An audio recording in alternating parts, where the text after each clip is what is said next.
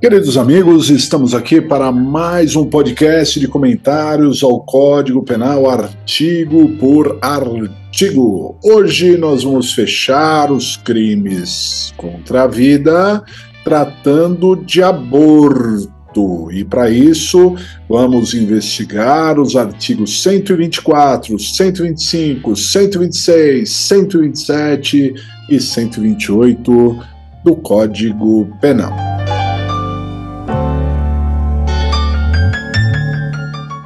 Bem, pessoal, quando nós falamos em aborto, nós estamos também falando de um crime contra a vida, porque nós temos, quando uma pessoa mata outra, um homicídio.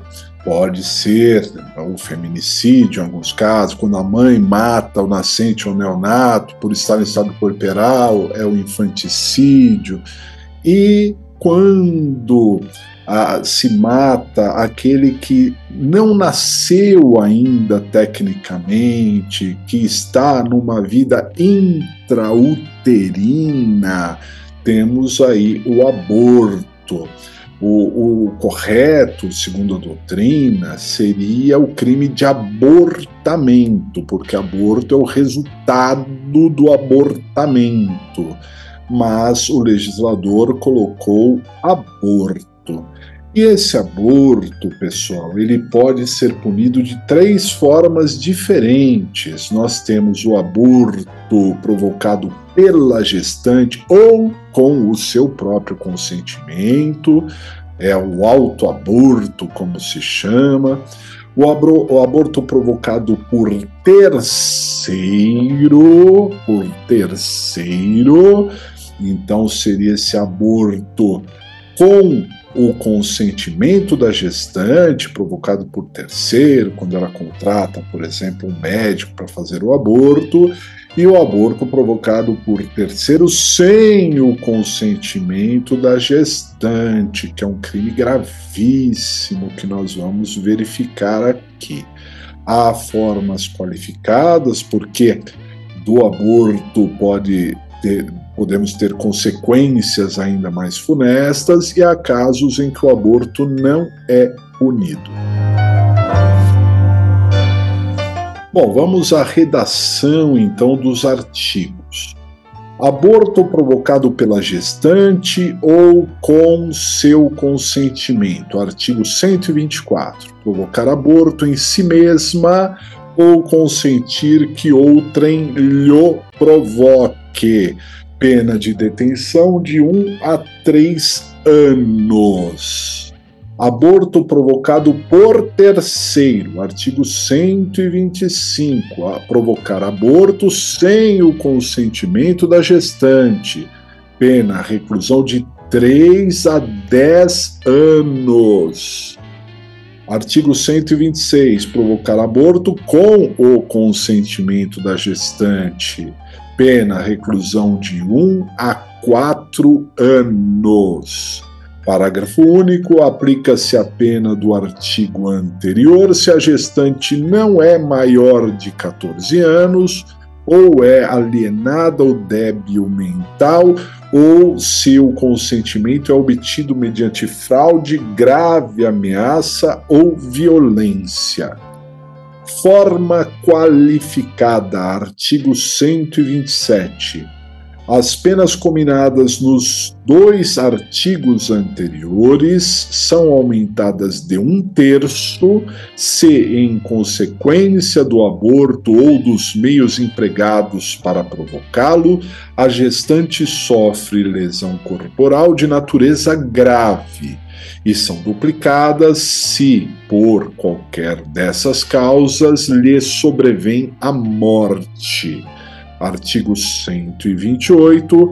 Não se pune o aborto praticado por médico. Inciso 1º, aborto necessário se não há outro meio de salvar a vida da gestante. Inciso 2º, aborto no caso de gravidez resultante de estupro, se a gravidez resulta de estupro e o aborto é precedido de consentimento da gestante ou quando incapaz de seu representante legal.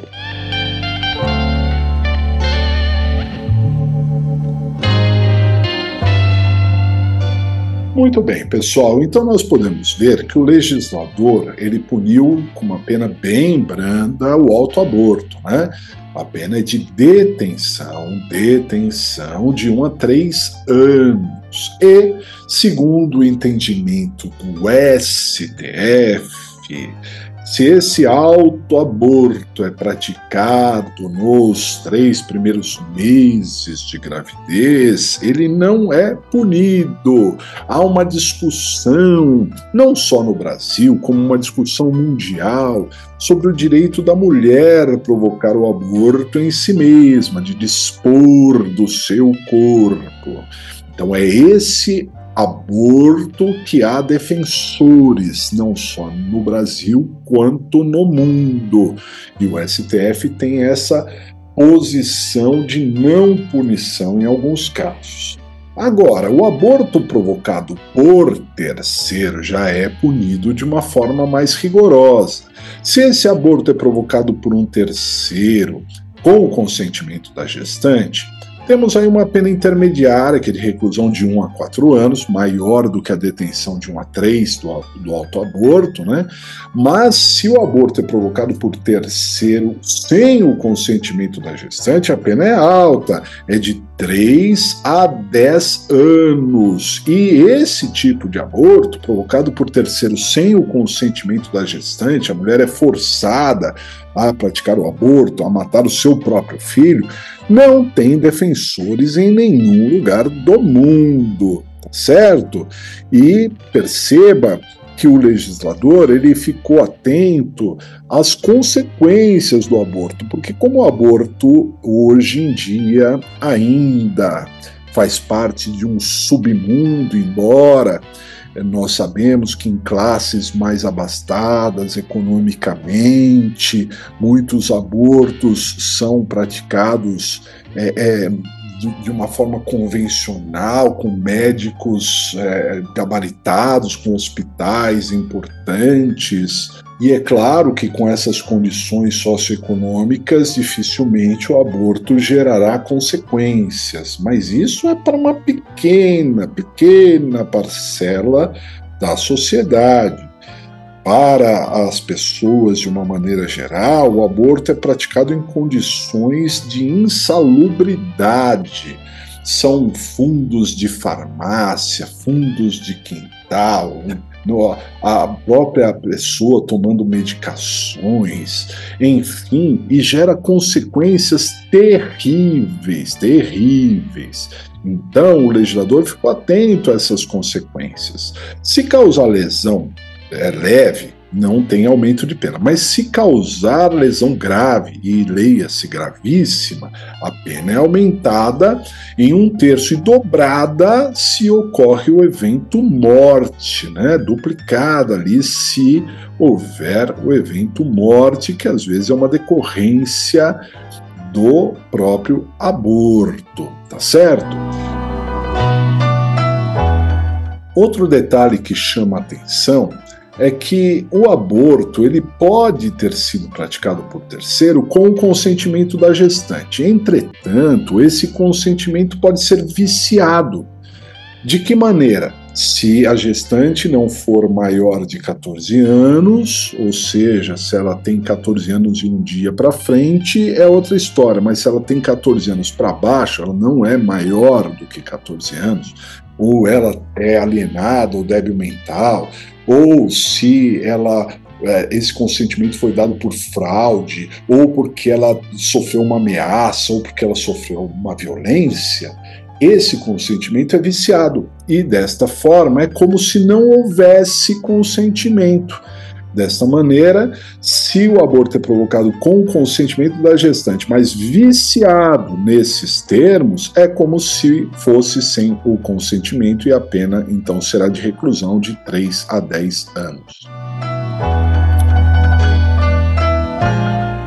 Outro ponto importante é que o médico não será punido, né? Não se pune o aborto quando temos o aborto chamado necessário, né? Naquele caso de risco para a gestante, né? Então, nesse caso, preserva-se a gestante em detrimento ao feto, Não precisa do consentimento da gestante, tá, pessoal? Porque, afinal de contas, é uma posição médica. É o médico que vai decidir ali pela vida da gestante, não é? E o aborto sentimental, que é o aborto da gravidez resultante de estupro, né? E nesse caso precisa sim do consentimento da gestante, ou se ela for incapaz, do representante legal, mas ela tem o direito de praticar o aborto, que inclusive é praticado no SUS. O SUS tem procedimentos para isso, né? É possível aí. Vale destacar também que no caso de anencefalia, que é o feto que não tem a formação do encéfalo, já se decidiu, um posicionamento do STF, que esse aborto pode ser praticado pelo médico sem o consentimento da gestante, pode ser praticado esse caso de anencefalia. Agora, por outro lado, se o feto tem alguma deficiência, mas que não tome a vitalidade, torne possível a sobrevivência, mesmo com aquela deficiência, aí o aborto é punido. Aliás, eliminar o feto deficiente com chances de sobrevivência, de vitalidade, é uma prática de eugenia, e a eugenia é proibida. Então é isso aí, pessoal. Vamos ficando por aqui. Um grande abraço e até a próxima!